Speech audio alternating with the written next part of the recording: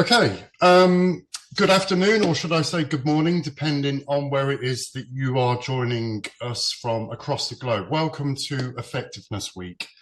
I'm Gary Billings, Global VP of Data and Analytics here at the Marketing Practice. During this week-long series of workshops and events, we'll explore how a tighter focus and a shift in perspective from simply doing more to doing more of what matters can help marketing efforts drive substantial long-term business growth. Across the week, we'll be joined by experts from Marketo, Engagio, Palo Alto, Verizon, Magic Numbers, Funnel, Fuel, and of course, some of our very own thought leaders here at the Marketing Practice. We'll unpack how concentrating on key strategic goals rather than chasing quantity has helped leading brands achieve more impactful and sustainable outcomes. We'll also explore how strategic, thoughtful media planning across the entire customer journey can create a unified brand experience that keeps customers engaged. And we'll also examine how focusing on high impact activities and integrating efforts across all touch points can help B2B marketers build lasting brand loyalty. For us, marketing effectiveness equals making marketing mean more. And it's underpinned for us by three core principles. The first being setting appropriate targets. Now, for us, this means focusing on meaningful business outcomes. So things like incremental revenue, increasing profitability, driving market share, and generating pipeline. It's not about being distracted by meaningless metrics. It's also about understanding how marketing works. So if you don't understand how marketing works, then you'll struggle to achieve the outcomes that you're looking for. So that's why for us, understanding concepts like mental availability and share of voice are important. And finally, it's about measuring and improving. Yes, effectiveness is in part about measuring, proving, and improving the value that marketing delivers. But that's not just about showcasing what has happened so far. It's also about showing why you will make certain investments in the future and what you expect to see in return. And it's on this theme of measurement and improvement that we'll be sharing our thoughts with you today in this session, specifically on modernising attribution and transforming it from one of lagging justification to forward-looking optimisation, where I'm joined by Peter Layton, our lead analyst, also here at the Marketing Practice. But before we get into modernising attribution, I just want to spend some time explaining the role that my data and analytics function here at the Marketing Practice plays in making marketing mean more.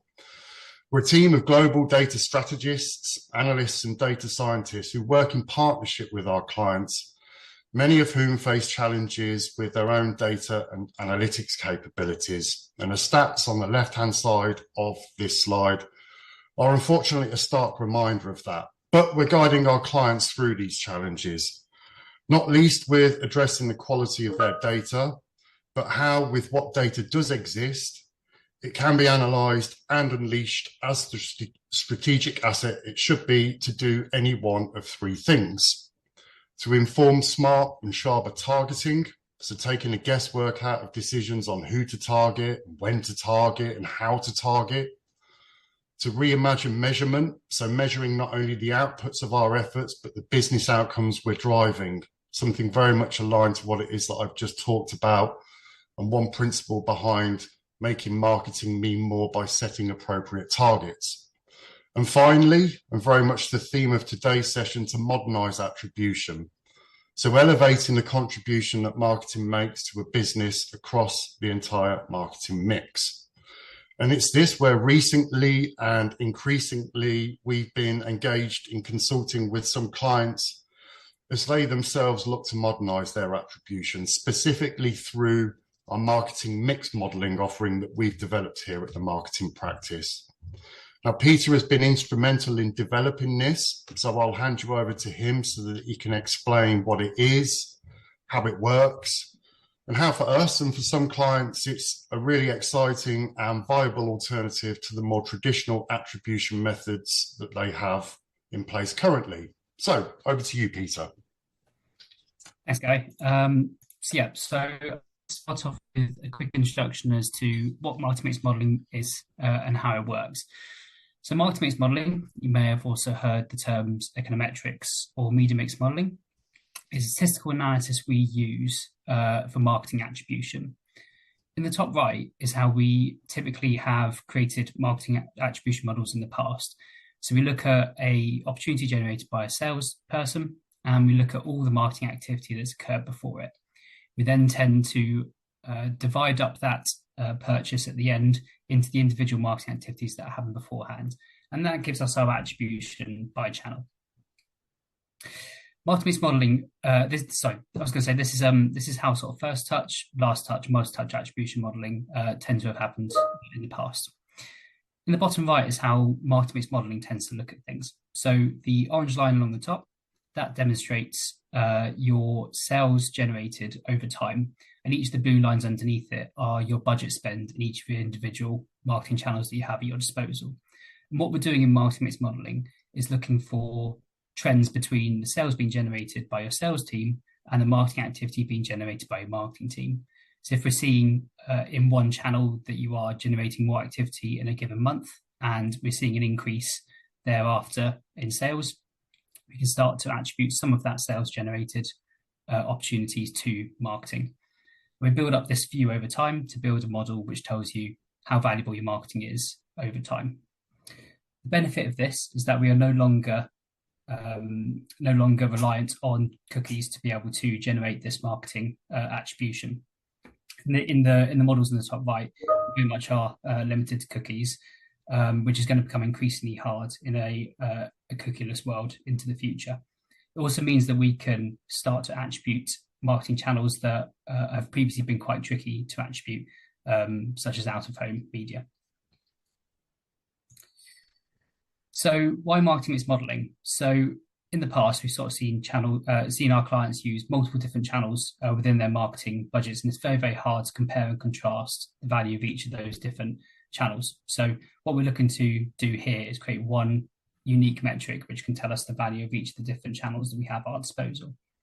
There are 6 main questions that we have here, which marketing mix modeling enables us to answer. So where should I be spending my marketing budget with so many channels at my disposal? How can I easily compare the performance of all my different marketing channels? What is the ROI of each of my marketing channels? How can I prove to my stakeholders that my marketing is working and providing value? What value of sales can I associate to my marketing activity in any given month or year? How do I optimize my marketing budget to maximize ROI? So some of these are the typical questions that you might have answered in the past with other types of attribution model, but marketing mix modeling gives some additional benefits on top of those. We'll start to look now at some different graphics that you can produce off the back of a marketing mix model, which can help you answer these questions. So this first graphic shows you attribution over time against each of your different channels. So the coloured lines in the chart on the top shows the attribution of each of your different channels in any given week. The grey at the bottom is your baseline. So this is you can think of this as what would happen if I didn't do any marketing and I just relied on my sales teams and my brand to drive my business. So you can see here, you can start to build a view of what is the value of marketing. From this graph at the top, we can produce the figures that you can see down below. So against each of the different channels that we have within our marketing stack, we can associate a value, a monetary value, which tells us the value of that individual channel. And the final figure you see on the far right there, £95 million of value was generated by marketing in Q4 2023. These are the sorts of figures that we find incredibly helpful to take to sort of stakeholders within your business to start to demonstrate the value of marketing. It's very easy for sales to identify the value of their contribution because they can just look at the amount of opportunities generated by the sales teams. For marketing, this can be our comparison. We can start to give a monetary value of the value of our marketing and start to really give a reason as to the budget that we have in the marketing departments. Second output that we can get is ROI for each of the different channels we have at our disposal. So with those figures we had on the previous slide, and with the total amount of budget spend by channel, we can produce an ROI. Historically, it's been quite hard to compare the performance of each of the different channels you might have within your marketing, your go-to-market function. So you might be looking at number of impressions in paid search. You might be looking at number of leads for content syndication. You might be looking at number of attendees for events. With marketing mix modeling, you can look at one metric to compare all of these, and that's the monetary value of each of the different channels you have here. And from that, we have this ROI here. So we can quickly see the best performing channels we have within our go-to-market. And the final output that we can get from marketing mix model, and arguably the most important, is how we should be spending our marketing budget. So the grey lines on the left show you the current allocation of marketing budget amongst our different channels, and the red bars on the right show you the recommended budget allocation. So in this example here, we can see that we'd recommend taking some budget from paid search and reallocating that into content syndication, into paid social, and out of home.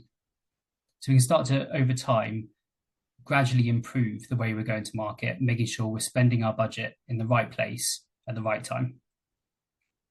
And from that, the model can enable us to identify what's the projected uplift we would expect if we were to actually take on board the recommended budget allocations. So in this example here, we'd expect an £11.5 million projected uplift in marketing attribution if we use those red bars that we saw on the previous slide. But there are some dependencies in order for MMM to work effectively. Thanks, Peter. Yes, indeed there are. And for me, there's three key dependencies. Firstly, and probably unsurprisingly, there's the need for the right tools to be in place to collect the data and integrate the data from various different sources. And I'll focus on what data specifically is needed in just a moment. But that collection and integration of data requires input from a potentially broad mix of stakeholders, different stakeholders that own different bits of data, which we can facilitate, help and guide clients through. Secondly, and again, unsurprisingly, there needs to be available time, resource, the skills and the expertise in not just the statistical analysis that Peter has just explained, but the interpretation of that analysis and that translation of insights into action, which again, we of course are able to offer here at the marketing practice. And finally, and most crucially, there's the depth and volume of data required for marketing mix modeling, notably marketing spend data, as Peter has talked about. And that's detailed information on marketing spend across a variety of different channels and also associated sales data, so your revenue data. Now, I know that Peter has a view in order that marketing mix modeling is effective of how far back or what historical timeline is ideal and how granular that data needs to be. So, Peter, interested to hear your thoughts on that. Yeah. Thanks, guys. So ideally, you need your opportunity data to be broken down for a weekly basis over a 2-year period at least to be able to build a large enough data set to build a significant model. You also need your channel data split down by that period as well. So each of your different marketing channels, you need to understand how much you're spending in any given week over the past 2 years. Ideally as well, you'd also be able to provide other metrics that are important to your marketing channels, so impressions, clicks, attendees, because these can also support the model in understanding where you should be spending your marketing budget and where you're performing the best. If you were to have any less than sort of 2 years, or if you were to not be able to break down your data into weekly periods, your data set would start to get too small and you might not have the same sort of significance for your model and you wouldn't be able to rely on it so well. The final thing to add is that there are some channels which I think are notoriously hard to, where you wouldn't be able to break down into weekly periods. Things like events and out of home tend to work over a short time span as opposed to being always on. So if they can be provided as to a spend and a engagement metrics over time periods, then we can include that into the model. Thanks, Pete. And actually, just one thought that I had there: minimum number of channels for marketing mix modeling to be work to be working effectively? So at least three, I would say, simply because you want to be able to take the budget allocations, you want to be able to reallocate your budget properly amongst all your different channels. So at least three would be good. Okay, thanks, Pete.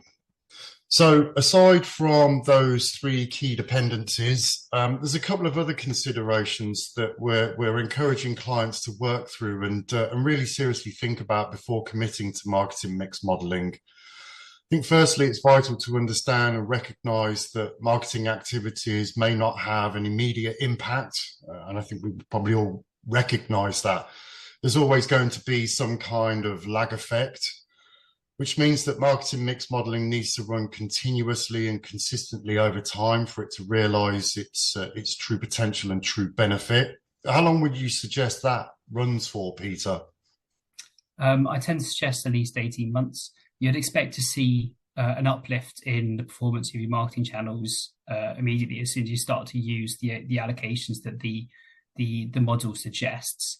But due to sales cycles and sales generally being seasonal, you wouldn't be able to necessarily tell the full value the model has given you unless you can sort of look at a year-on-year comparison as well. So we tend to say an 18-month period is an adequate amount of time to really understand the full value the model's given you. Okay. Thank you. So with that in mind then, long-term versus short-term impact needs to be considered. And that's because traditional attribution, of course, focuses on short-term conversions and relatively immediate results, whereas, as Peter has just described, marketing mix modelling is better suited for understanding long-term effects and the cumulative impact of all marketing efforts. So we're really asking clients to consider their business goals and whether or not actually a long-term perspective aligns with those business goals.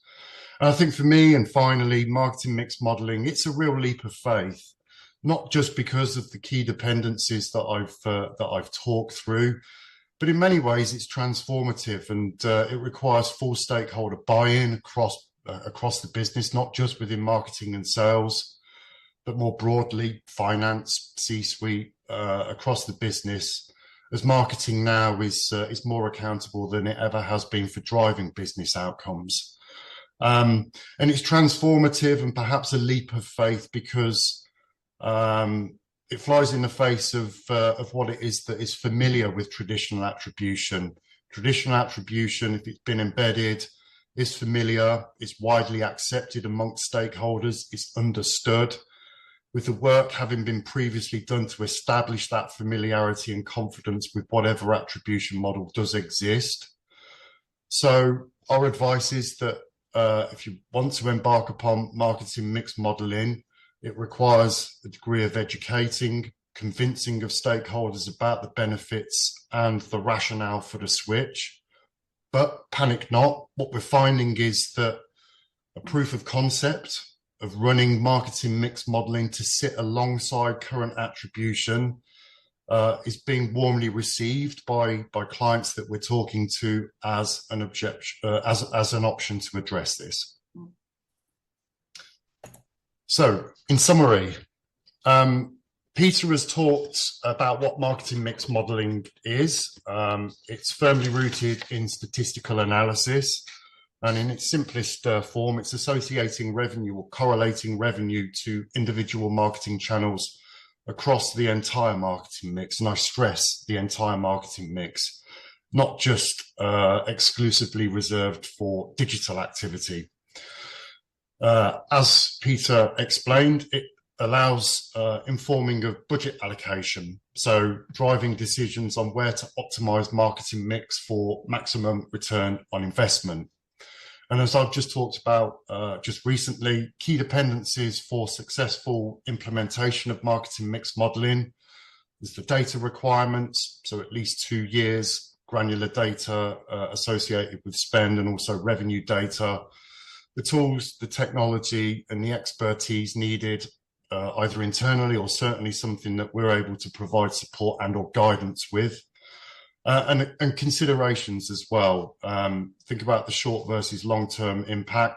Marketing mix modeling is very much for the long haul. And to facilitate transformation, perhaps to alleviate fear, proof of concept to sit alongside current attribution models. that was all of the content that we wanted to go through, but there's time set aside for any of you to showcase any questions. We've got a couple of open questions. We'll start with, would love to understand which attribution model is the most popular in B2B. It varies, in all fairness, certainly based on my experience, and Pete, keep me honest here, but we see a variety of different models: first touch, last touch. I think for me, with my experience of finding that multi-touch attribution is probably the most popular that we're seeing a lot of our clients use. Pete, thoughts? Yeah, I think we see a lot of clients at different stages on this journey. I think there's a lot of sort of data wrangling required to get to a point whereby you can sort of build these kinds of attribution models. So yeah, that does sort of mean that our clients are in different stages for it. I think a lot of people are working towards multi-touch attribution modeling, but are sort of stuck at very much the first touch, the last touch attribution modeling side of things, where you're looking at sort of like lead sources and stuff like that to build a view of where your opportunities are coming from. So I don't think it's necessarily about which is the most popular, but more sort of at what stage is your business at? What can you build at the moment? And what also suits that business as well, right? Yeah, agreed. Thank you for that question. And another one, is there a minimum spend for this modelling? Pete, that's probably one for you. So I'm assuming that is spend by channel or across the entire marketing mix. Not necessarily. I might have to get back to you with that one and look at sort of the models that we built in the past. I think it's more going to be about value over time. So it's going to mostly be about what sort of optimizations can we give you? How much uplift can we give you? If you are to sort of reallocate your budget, does that match up with sort of the amount of time and spend that you have to put in to building the model in the first place? So that's the main thing we're looking to balance. I think in this example here that we had, there was sort of the £11.5 million uplift over the course of a year. That quite a significant portion of budget allocation to each of the different channels. So we need to make sure there was there was sort of like a good business reason to be doing this here. I don't think it is something that a small business would necessarily want to be looking at potentially, but sort of like medium business and enterprises likely have a significant enough marketing spend to make this valuable use of time and budget. Thanks, Pete. Bradley has a question. Do changing lengths of sales cycles make reporting more complex? It's a great question. The actual change in sales cycles doesn't necessarily. The way we looked at it in the modelling is what influence does a piece of marketing have on a person? So the effect's called the ad stock effect, and it's so if you sort of feed me a piece of marketing now, it's going to have a significant amount of impact on me, which diminishes over time. So tomorrow I have a little bit less, the next day a little bit less, and that's what we look to model within marketing mix modelling. So if I was sort of fed an advert sort of like 3 months ago, that's going to have a small amount of impact on me now. So the model does take into account that. As for length of sales cycle, that kind of comes in with a sort of ad stock effect there. So I hope that answers your question. Thank you, Peter.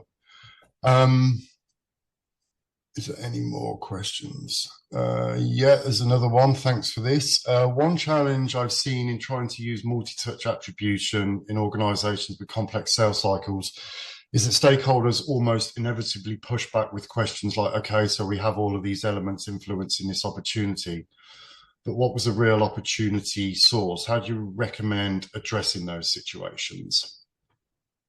So I think the answer to that is there's multiple sources. So you can the way you often sort of build a multi-touch attribution model is that you will look at the very first thing that brings someone into your business and makes them a known customer, and you look at the very last thing, and they're very much weighted within the model that you have. So they naturally have a bigger uplift if you're building a multi-touch attribution modeling. So I don't think it's fair to say that there's sort of a real opportunity source. It's like sort of you have long-term factors, short-term factors and triggers. So I think it's very much changing the thinking from what's the source, it's got to be one source, and changing more to, there's a wide array of things that have affected this opportunity closing, and they need to all be sort of included in how we're looking at how we attribute that value to those different channels.